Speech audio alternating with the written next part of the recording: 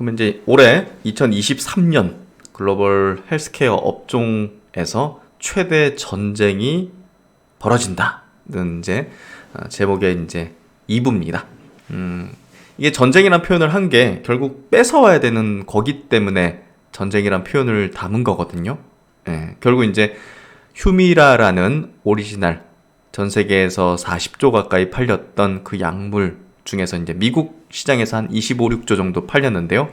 그게 이제 시밀러, 바이오 시밀러로 이제 풀리게 됩니다. 그래서 결국은 그걸 오리지널의 어떤 매출을 뺏어와야 되는 그런 어떤 격전이 벌어지는 그런 해기 때문에 우리가 거기에 따른 전략들을 가져야 된다는 생각이 드는데요. 올해 이제 바이오 업종에 대한 투자 전략을 한번 좀 이야기 드리겠습니다. 저번에 한번 설명드리기도 했던 내용인데요.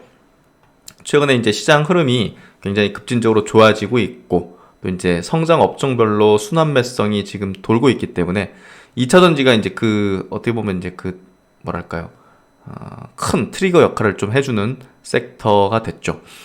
이제 바이오 섹터도 이제 결국 이제 움직이게 될 텐데, 어떤 그 변혁에 또 이제 방아쇠를 당길 수 있는 그런 모멘텀적인 측면이 아마 중요할 겁니다. 그런 부분에서 이 휴미라, 이제 시밀러가 이제 풀리는 그 하반기, 삼성 바이오 에피스와 셀트론의 상황에서는 모멘텀이, 한국 바이오 섹터에 큰 모멘텀이 열리는 해가 될 거라는 점이죠. 최근 이제 글로벌 헬스케어 업종의 바이오 섹터가요, 바닥을 형성하기 시작하고 있죠.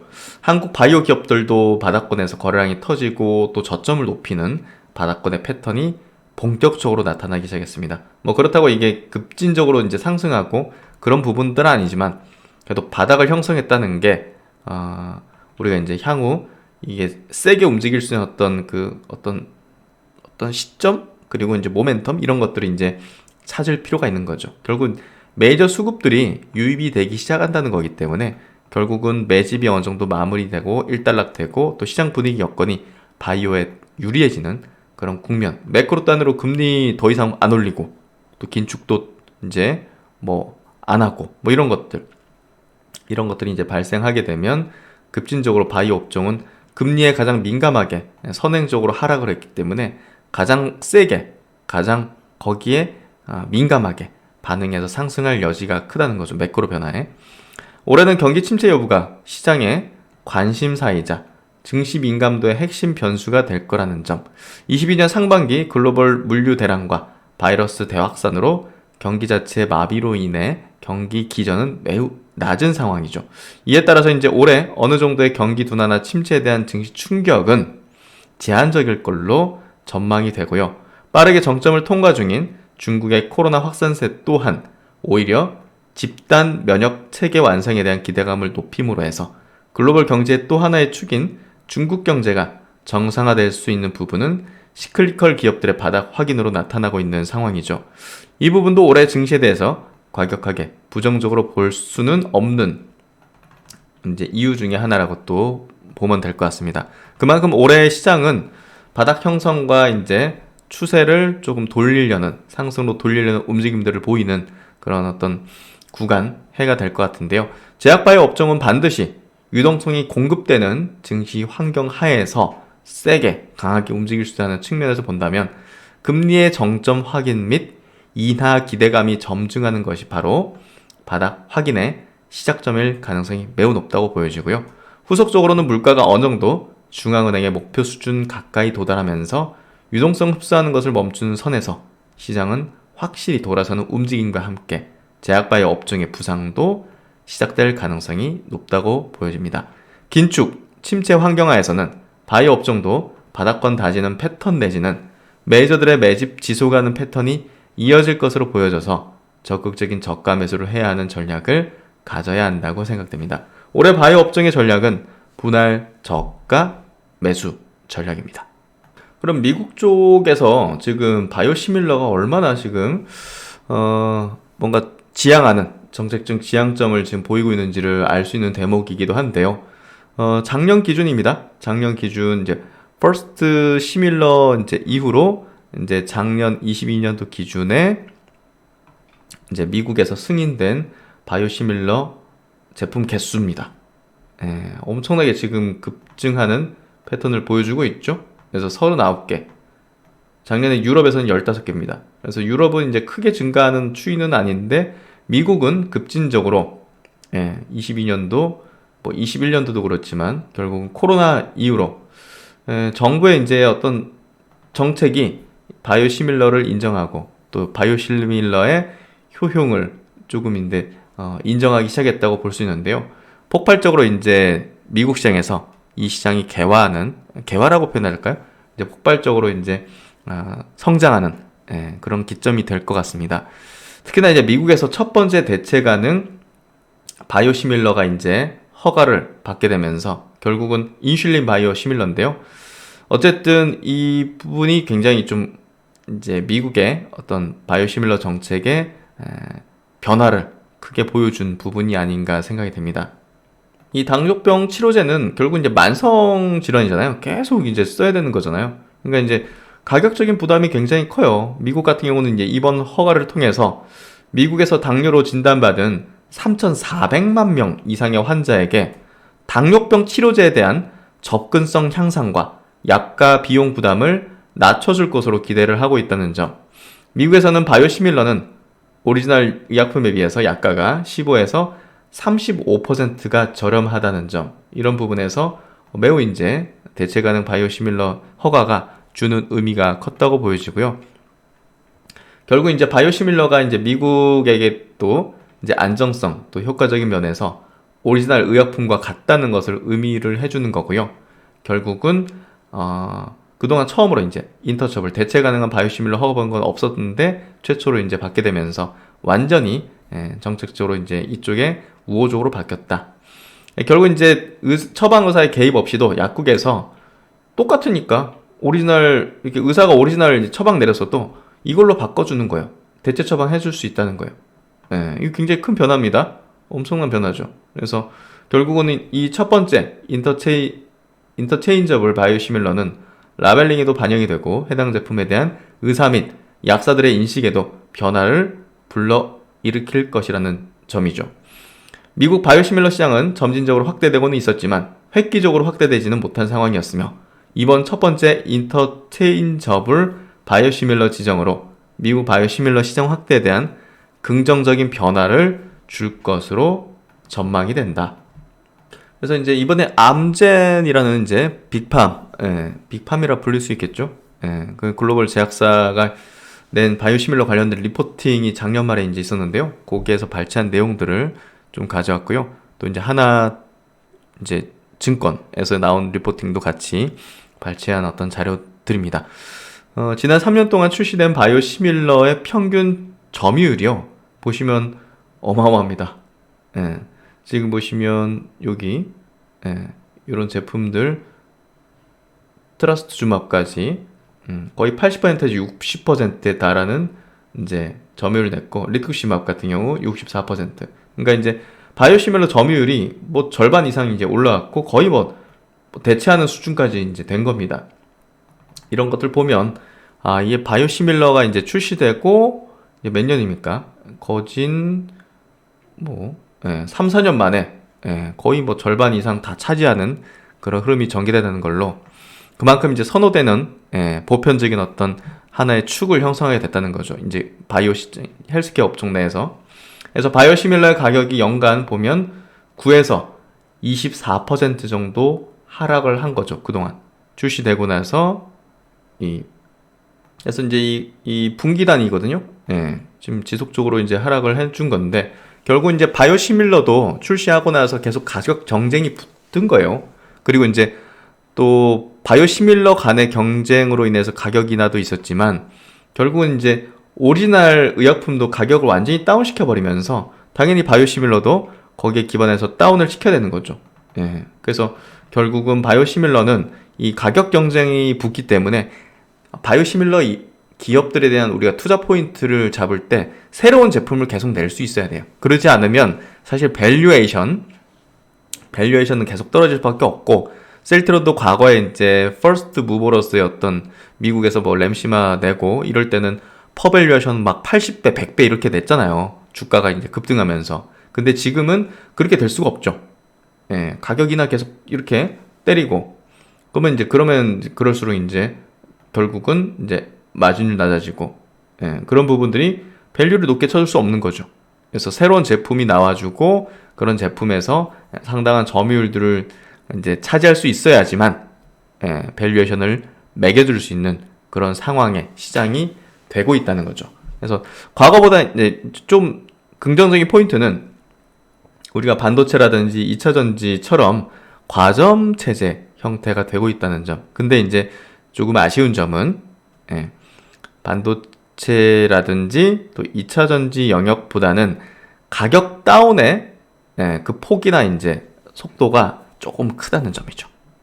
그런 부분에서 왜냐면 이제 오리지널 제품도 가격 인하를 급격하게 단행하기 때문이라고 볼 수 있는데요. 뭐 그럼에도 불구하고 또 이제 반도체라든지 2차 전지보다 우위에 있다고 생각되는 점은 새로운 제품을 앞으로 계속 낼 수 있다는 점이죠.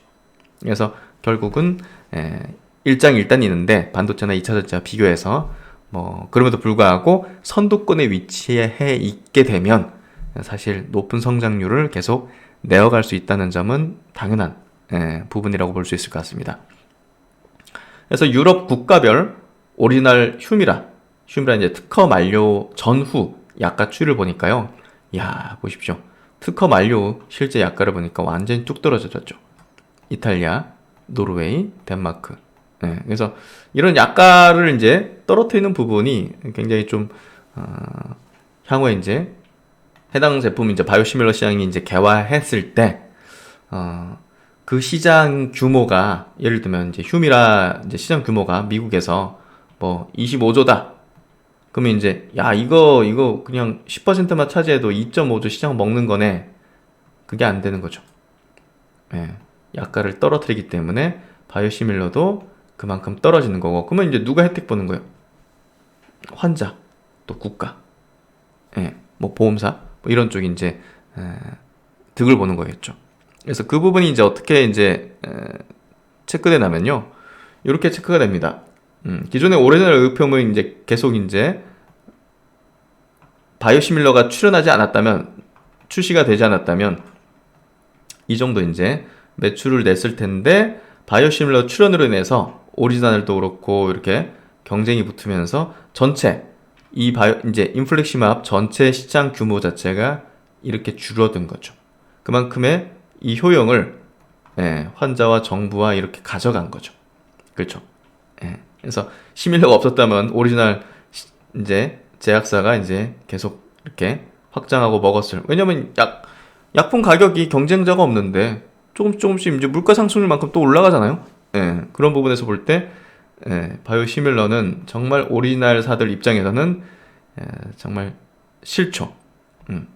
그래서 이제 어떻게 해서든 제형 변경이든 특허권 여러 가지 묶어가지고 이제 방어를 했지만 그게 이제 뭐 완전히 그냥 방어해낼 수 있는 문제는 아닌 거죠. 그래서 바이오시밀러 시장의 이제 효용은 이렇게 인플렉시맙 시장 규모가 이렇게 시밀러 출시로 인해서 줄어든 거, 이런 것들을 통해서 이제 볼 수가 있죠.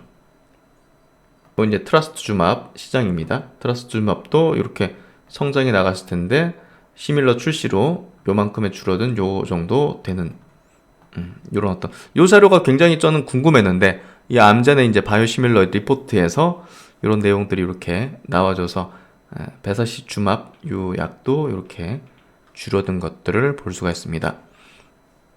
그럼 이제 리투시맙 시장에서 결국 이제 바이오시밀러가 이제 출시가 되면서 첫 번째 이제 트룩시마가 출시됐잖아요. 리투크사는 이제 오리지널이고, 그래서 가격을 다운시켜서 당연히 출시하죠. 근데 이 경제 제품 루시엔스가 이제 출시되면서 트룩시마도 어쩔 수 없죠. 가격 같이 다운시키고 또 오리지널도 가격을 계속 다운시키는 흐름을 전개를 했죠. 거기에 따라서 루시엔스가 급격하게 가격 인하 정책을 펼쳤어요. 이 초록색이죠. 그래서 뭐 트룩시마도 어쩔 수 없지 뭐. 그래서 최근에 이제 급격하게 또 같이 가격을 다운시키는 흐름을 보였고, 또 새로운 어떤 출시가 벌어지면서 경쟁 구도가 더 격화되는 흐름을 보여주고 있는 거죠. 그래서 결국은 이제 이 바이오시밀러의 가격을 계속 인하할 수밖에 없는 이런 경쟁 구도와 환경은 결국 이제 바이오시밀러 업체 입장에서는 새로운 어떤 제품에 대한 출시를 해야만 하는 그런 상황으로 이제 성장을 위해서는 또 밸류에이션을 받기 위해서는, 우리가 주식을 투자하는 관점에 있어서는 계속 이제 기업은 성장하겠지만, 결국은 그 성장률에 우리가 이제 투자의 포인트를 삼지 않습니까?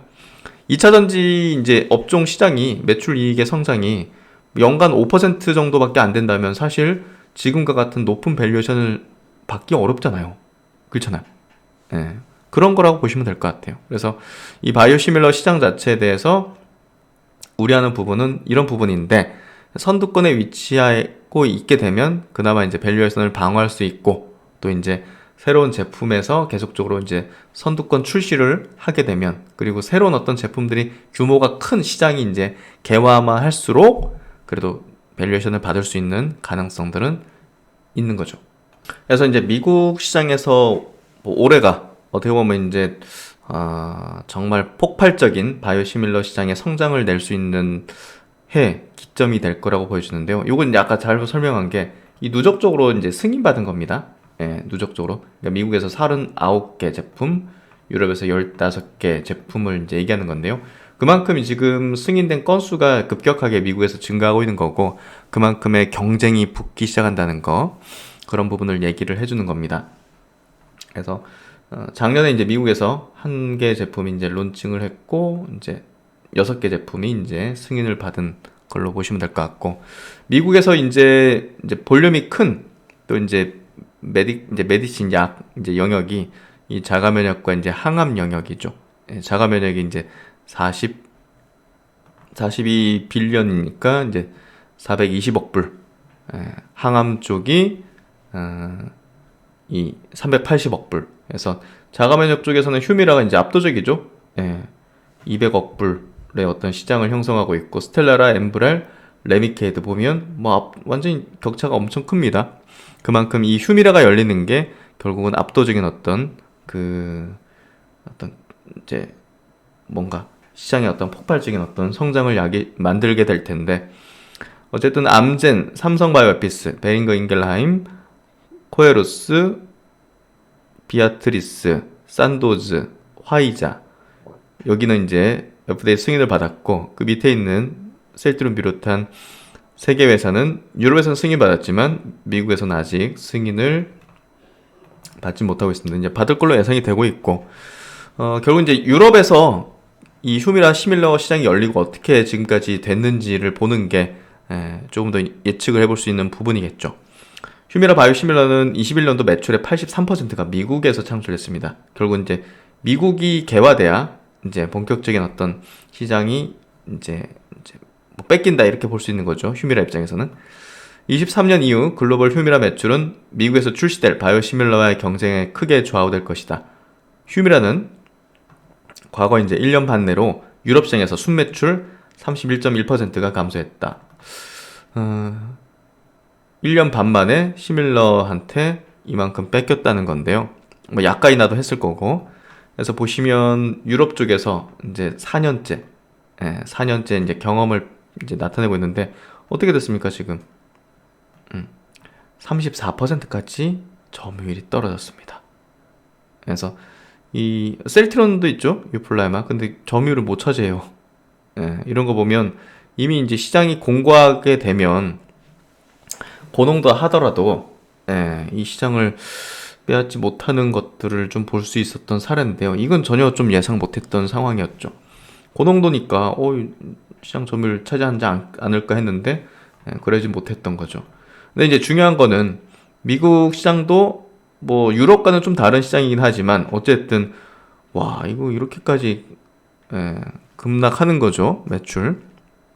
그래서 미국 시장도 상당한 어떤 시장을 뺏길 수밖에 없을 것이고, 또 시밀러 업체들 입장에서는 엄청난 기회 시장이 열리는 것은 명확할 것이다. 그래서 이 휴미라 바이오시밀러 관련된 의견 중에서 하나증권의 리포팅 보도록 하죠. 이쪽 리포팅이 가장 좀 설득력이 높은 휴미라 바이오시밀러에 대한 어떤 전망을 좀 담고 있다고 보여지는데요. 바이오시밀러 그렇게 비관할 필요는 없다. 뭐 경쟁도 심하고 뭐 이런 것들 우려들 많잖아요. 그래서 특히나 이제 또 삼성 바이오하고 셀트론은 또 후발이잖아요. 5개월 뒤에 이제 암젠이 먼저 출시하고 5개월 뒤기 때문에 야 점유율 뭐 다 뺏기고 나서 쉽지 않다는 어떤 의견들이 많은데요. 뭐 그럼에도 불구하고 이제 우호적인 어떤 의견을 낸 논리를 한번 보면 될 것 같습니다. 바이오시밀러 시장은 23년 큰 도약을 앞두고 있다. 그 시발점이 되는 이벤트는 23년 1월 예정된 휴미라의 특허 만료다. 휴미라는 류마티스 관절염, 궤양성 대장염 등을 적응증으로 하는 자가면역 질환 치료제로 21년 북미 매출액은 173억 달러에 달합니다. 그러나 우호적 시장 상황에도 휴미라 바이오시밀러에 대한 기대감은 주가에 반영되지 않고 있다. 이유는 휴미라의 향후 매출에 대한 우려다. 이 휴미라 바이오시밀러 출시에서 이제 우려들이 뭔지, 일단은 첫 번째, 이제 큰 시간차 없이 동시에 10개 제품이 이제 출시되기 때문에 경쟁이 심해서 유의미한 점유율을 가져올 수 있겠는가. 뭐 그만큼 또 휴미라 오리지널도 약가를 다운시키면서 방어하려고 할 거기 때문에 그만큼의 지금 매출액 수준을 생각하면서 이게 점유율을 차지하면 폭발적인 매출이 발생할지에 대해서 우리가 조금 그렇게 되긴 좀 쉽지 않을 것 같다는 생각을 하는 거죠. 두 번째는 또 이제 자가면역 질환 시밀러라는 건데요. 항암제 같은 경우는 계속 새로운 어떤 환자가 발생하지만 자가면역 질환은 기존 환자들 대상으로 이제 시밀러의 침투가 이루어져야 되는데 이미 먹고 있는 약 계속 먹는 시기죠. 내성이 잘 안 생기면.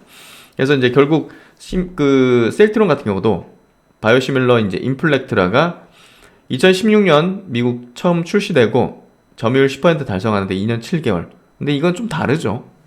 처음 출시돼서 이제 엄청난 또 방어를 하고 또 이제 그런 것들이 정책적으로도 이제 그렇게 되지 못했던, 우호적이지 못했던 그런 흐름이 좀 전개됐기 때문인데요. 어쨌든 요것도 이제 있고, 또 세 번째는 약가이나 유럽의 경우 18년 10월부터 휴미라 시밀러들이 시장에 진출했다. 당시 오리지널 휴미라에 대한 할인 이벤트는 일부 국가에서 80% 수준에 달했다라는 점. 그래서 이런 부분들, 그러니까 이제 그렇게 수익을 크게 남기긴 좀 어렵다는 그런 인식을 할 수 있는데요. 그럼에도 불구하고 휴미라 바이오시밀러는 오리지널 약품의 차별화 전략에 의해서 시밀러 간에도 농도라든지 부형제 차이, 이런 것들이 이제 차이가 있고, 또 처음에는 특허가 만료되는 주 약국 제재로 아까 이제 설명드렸듯이 상호 교환, 인터체인저블 바이오시밀러라는 개념이 처음으로 적용된다는 점, 이런 부분들이 뭔가 좀 시장 판도를 예상하기 어려운 포인트들이 있다는 거죠. 그래서 이 부분을 한번 자세하게 들어볼 필요가 있다는 이야기를 하는 거고요. 과거 레미케이드보다는 빠른 침투가 예상된다는데, 과거보다는 우호적인 사보험 커버리지 때문이라는 거죠. 21년 기준 미국은 사보험 비중이 54%입니다. 공보험 비중은 35%. 그래서 미국 시장에서 사보험의 커버리지에 포함되는 부분은 매우 중요할 수밖에 없는데요. 과거 레미케이드 바이오시밀러 인플렉트라는 상위 사보험사의 처방 리스트에 진입하는데 약 3년의 시간이 걸렸죠. 이거 되고 나서 이제 점유율이 딱딱 이렇게 크게 늘어났죠. 그래서 결국은 리베이트나 이런 것들 때문에 사실상 이제 사보험사 처방 리스트, 이제 유나이티드 헬스케어 같은 선도 업체 선호 의약품에 등재되는데 3년이라는 시간이 걸렸다는 게 이 점유율을 올리는데 되게 어려운 부분이었다. 그래서 오랜 시간이 걸린 주된 이유는 리베이트 트랩을 활용한 오리지널사 존슨앤존슨의 방어였고요. 존슨앤존슨은 묶음 할인 판매 등을 통해서 시밀러의 주요 사보험사 등재를 늦췄던 것이죠. 그러나 이러한 전략은 반독점법 이슈로 더 이상 활용이 어렵겠다는 점. 그래서 그때와 같이 느리게 점유율이 올라갔던 상황이 발생되긴 어려울 거라는 걸 예상해볼 수 있고, 에보비는 오리지널 휴미라와 시밀러가 이 PBM의 처방 목록에 동일한 티어에 등재되는 파티 플레이스먼트가 이뤄질 것이라고 언급을 하면서 상당히 좋은 어떤 상황에 놓일 거라는 것을 이야기를 하고 있고요. 결국 이제 항암 바이오시밀러만큼 점유율이 빠르게 올라가지는 않을 겁니다. 하지만 신규 환자 위주로 처방이 이루어지는 이 항암 바이오시밀러의 침투 속도보다는 느릴 가능성이 높지만 현 미국 바이오시밀러 시장 상황은 과거 인플렉트라 출시 당시보다는 훨씬 우호적이며 과거 인플렉트라의 점유율을 근거로 휴미라 시밀러의 점유율을 추정하는 것은 합리적이지 않다고 볼 수 있습니다. 그래서 보시면 인플렉트라 이제 셀트론의 램시마죠.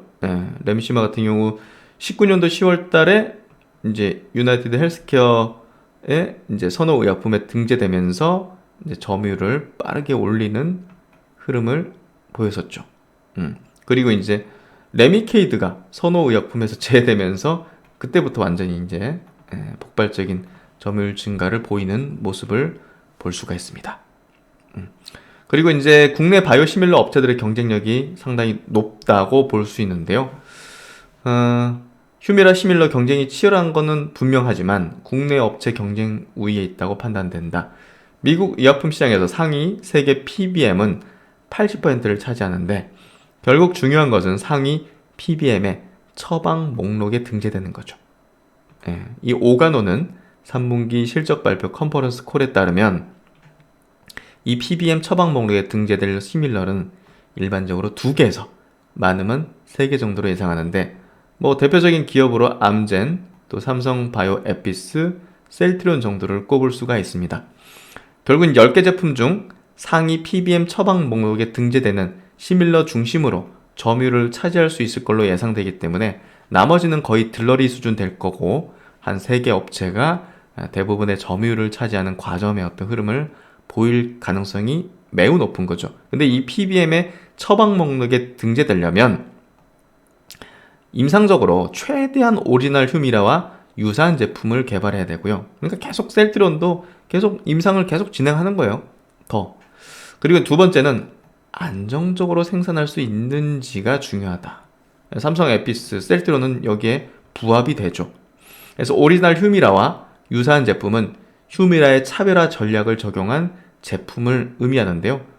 셀트론과 또 삼성 에피스는 둘 다 이제 적용되어 있는 상태고 앞서 특허가 만료된 유럽 시장에서는 휴미라 시밀러의 차별화 전략이 제대로 작동하지 않았던 걸 아까 이제 보셨죠. 셀트론 유플라이마가 유럽 최초 고농도 시밀러로 이제 출시를 했음에도 불구하고 거의 제로란 말이에요, 점유율이.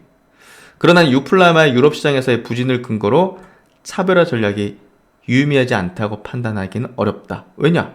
유플라이마의 유럽 진출은 경쟁 시밀러 대비 3년이나 늦었고 유럽의 휴미라 시밀러 시장은 이미 충분히 격화된 상태였다는 거. 하지만 미국 시장은 지금 큰 시간차 없이 동시에 출시될 예정이라는 점이 결국은 이런 상황에서는 결국 뭐 좀 더 나은 걸 이제 처방 목록 등재하고 그걸 이제 처방하지 않겠습니까? 그렇기 때문에 결국은 이미 3년 동안 다 그 점유율 차지하고 다 그렇게 쓰이고 있는데 갑자기 뭐 이게 차별화 전략 해가지고 고농도 드민다고 안 팔렸는데 뭐 그걸 그대로 이제 여기서도 고농도 한다고 팔리겠느냐 미국에서 그건 똑같이 이렇게 그 볼 수 없는 거죠. 유럽에서 그렇게 안 됐다고 미국에서도 안 된다고 판단할 수 없다는 거죠. 그래서 미국은 분명히 10개 제품이 비슷한 시기에 출격하기 때문에 결국은 차별화 전략을 적용한 시밀러로 경쟁자를 한정 지을 수 있는데 그러면 이제 한결 가벼운 거죠. 그래서 결국 고농도 시밀러로 승인받은 삼성바이오 에피스 그리고 암젠, 셀트리온, 알보텍. 근데 알보텍 같은 경우는 이제 생산 관련해서 조금 이제 부정적이죠. 그래서 알보텍 쪽은 너무 빼는 게 좋을 것 같고 근데 이제 투자 관점에서는 시총이 굉장히 낮으니까 우리가 전략적으로 투자해 볼 수는 있지만 결국은 처방 목록 등재는 암젠, 삼성바이오 에피스, 셀트리온 정도가 되지 않겠는가 하는 게 합리적인 전망이라고 볼 수 있을 것 같습니다. 그리고 이제 가격을 낮춰야 하는데 가격을 낮출 수 있는 이제 경쟁력을 갖고 있는 그런 원가 절감의 어떤 포인트들은 결국 상위사들이죠. 그런 부분에서 셀트론이 굉장히 유리한 어떤 위치에 있다는 것. 그래서 다수의 시밀러를 생산하면서 원가율을 절감해온 국내 업체 생산 경쟁력은 충분히 높고 분명하다는 점에서 PBM사들의 선호 이제 처방 목록에 등재될 가능성이 높은 회사가 국내 회사다. 이렇게 좀 보면 되지 않겠는가. 차별화된 어떤 제품들을 이렇게 갖고 있다는 거. 그래서 국내 회사에 대해서 좀 기대감을 가질 수가 있고요. 셀트리온도 마찬가지로 차별화 전략에 상당히 특화되어 있는 그런 기업이라고 볼 수 있습니다. 일단 뭐 유진투자증권에서도 이제 그 점유율 예상했듯이 올해는 이제 뭐 삼성 에피스나 또 셀트리온이나 이제 점유율 한 1% 정도 차지할 수 있을 것이다 이렇게 예상하는데요. 결국 이제 본격적인 휴미라 바이오시밀러 실적은 내년 정도 이후 본격적으로 좀 확인할 수 있지 않겠는가. 왜냐하면 사보험 침투는 24년 이후 본격적으로 이뤄질 것으로 예상되기 때문이죠. 아까 말씀드렸듯이 미국은 사보험 비중이 54%입니다. 이쪽 뚫어야지만 문이 열리는 거죠. 확실히 매출 점유율이. 그러나 이제 사보험 침투는 물리적 시간이 필요한 부분으로 휴유라 시밀러의 사보험 침투는 24년 이후 본격적으로 이뤄질 것으로 보인다는 거죠. PBM 처방 목록 등재는 기본적으로 1, 2년 단위로 진행된다는 점. 그래서 23년에 대한 협상은 전년도에 이뤄지기 때문에 당연히 이제 내년도 협상을 올해 할 것이고, 그렇다면 이제 본격적인 처방 목록 등재를 통한 매출 확대 점유율 이제 급증은 결국 내년부터 본격적으로 이뤄질 공산이 크다는 점이 결국은 휴미라 바이오시밀러 실적은 내년 이후 본격적으로 확인해 볼 수 있을 것이다는 이제 의견인 거죠. 그래서 이제 올해 뭐 사실 에피스나 뭐 셀트론에는 이제 휴미라 시밀러 출시를 했는데 매출 성장이 좀 더뎌도 그 매출 성장에 대한 이거밖에 안 돼? 안 되겠네 이런 식으로 판단하는 거는 조금 오판이고 성급할 수 있다는 거죠. 결국 분기 실적이 아니라 24년과 25년의 성장을 향한 구조적 방향성에 주목을 할 필요가 있다는 거죠. 그래서 셀트론은 또 이제 내년도 또 램시마 SC에 대한 이제 미국 출시도 있기 때문에 조금 더 모멘텀적으로 강하지 않겠는가 생각이 좀 됩니다. 그래서 이제 하나 이제 증권의 리포팅, 셀트론 리포팅인데요. 제목이 이제 유플라이마와 램시마 SC가 나가기 시작했다. 그래서 4분기 매출액과 영업이익은 매출액 6,380억 그리고 영업이익은 2,200억 정도를 예상하고 있고요. 여기 보시듯이 분기 단위 그리고 전년 동기 대비 전 분기 대비에서도 성장률이 2% 1%예요. 그렇기 때문에 지금은 주가의 퍼포먼스를 낼 수 있는 그런 실적이 아니라는 점. 결국은 향후 모멘텀적인 측면이 클 경우 주가는 뭔가 좀 기대감을 받으면서 상승을 크게 낼 수 있는 부분이라는 점. 그래서 결국 이제 내년도의 어떤 투자 포인트가 중요한데요. 결국 관건은 휴미라 시밀러. 과거 인플렉트라와 달리 휴미라 시밀러는 주요 PBM 처방 목록 등재를 통한 빠른 침투가 전망된다는 점. 또한 현재 10개 업체 제품이 승인 또는 승인 예정이긴 하지만 고농도 시트레이트 프리 제품을 보유하고 안정적으로 시밀러를 생산할 수 있는 업체는 일부에 불과하다는 점에서 셀트론의 경쟁 우위는 분명하다. 휴미라 시밀러의 미국 매출액은 24년 이후 본격적으로 확인될 것으로 전망해 볼 수 있다. 하지만 이제 4분기 매출액에서 램시마 SC 또 유플라이마가 있을 것으로 좀 추정한다는 점, 이런 것들이 우호적으로 볼 수 있는 포인트가 아니겠는가. 삼성증권에서도 이제 짚고 있는 부분이 다가오는 휴미라 바이오시밀러의 시간, 결국 보험 등재가 중요하다. 그래서 삼성바이오피스 또 셀트론의 2023년 7월 휴미라 바이오시밀러 발매 예정이고, 최근 미국 주요 PBM 업체가 이제 3개 바이오시밀러를 휴미라와 동등한 선호 의약품 목록으로 분류할 것으로 언급을 했기 때문에 휴미라 바이오시밀러 처방 조기 확대가 기대가 된다는 점, 세계 바이오시밀러의 국내 바이오시밀러 제품 포함 시에는 공격적인 매출 추정이 가능할 것이라는 점, 이런 부분들에서 결국은 에피스 또 셀트론이 가능성이 높은 부분에 대한 언급을 좀 하고 있는 걸로 생각이 되고요. 또 이제 KB증권의 리포팅도 4분기 실적은 셀트론 기대에 다소 못 미치겠지만 실적이 큰 문제는 없다. 결국 여기서도 유플라이마에 대한 모멘텀을 이야기를 하고 있고요. 또 이제 램시마 SC, 스텔라라, 또 아일리아로 이어지는 신제품의 효과가 이어질 것이고, 유럽에서 램시마 SC의 시장 점유율이 빠르게 지금 상승하고 있는 점도 우호적인 포인트다. 그래서 유플라의 마음에 사실 미국 FDA 허가가 좀 지연되는 부분이 기대했던 셀트론 헬스케어 향 매출이 크지 않을 것이라는 점이 좀 아쉬운 부분인데, FDA 허가 받으면 이제 대규모로 또 헬스케어 쪽으로 공급할 거기 때문에 그런 부분에서 셀트론이 유플라의 미국 FDA 확정이 되면 주가가 한 단계 레벨업 할 수 있는 가능성이 높다고 저는 계속 강조를 드리고 있죠. 그래서 그 전에 저가로 사야 된다. 저가 매수는 그 전이다. 유플라의 미국 FDA 승인 전이다. 그 얘기를 하는 겁니다. 그래서 지금 두 번에 걸친 이 긴 영상, 또 휴미라 바이오시밀러 시장에 대한 전망과 전략에 있어서 가장 핵심은 미국 FDA 유플라이마 승인 전 셀트론 주가는 저가의 구간일 것이라는 부분인 겁니다. 유플라이마의 본격적인 실적 기여는 1분기 내로 FDA의 정식 허가 이후 발생할 걸로 예상을 해볼 수 있다는 점. 올해 가장 중요한 이슈는 뭐 공통적입니다. 리포트마다 유플라이마의 미국 사보험사 등재. 이 부분이 폭발적인 점유율 증가를 만들어낼 것이기 때문에 결국 유플라이마는 여러 가지 어떤 조건들이 PBM이 선호 이제 목록으로 등재하는 조건에 충족하기 때문에 바이오시밀러 경쟁에서 우위에 있다고 판단해 볼 수 있다. 이렇게 좀 결론을 내리고 있습니다. 그래서 올해 셀트론에 대한 기대는 상당히 높을 텐데요. 결국 그 기대가 곧 이제 현실화되기 시작하는 시점은 결국 유플라이마 미국 FDA 승인 시점부터다고 보면 될 것 같습니다. 그런 부분에서 기회는 길지 않을 것이다. 이게 또 신 박사의 의견이다. 이렇게 좀 보시면 될 것 같습니다.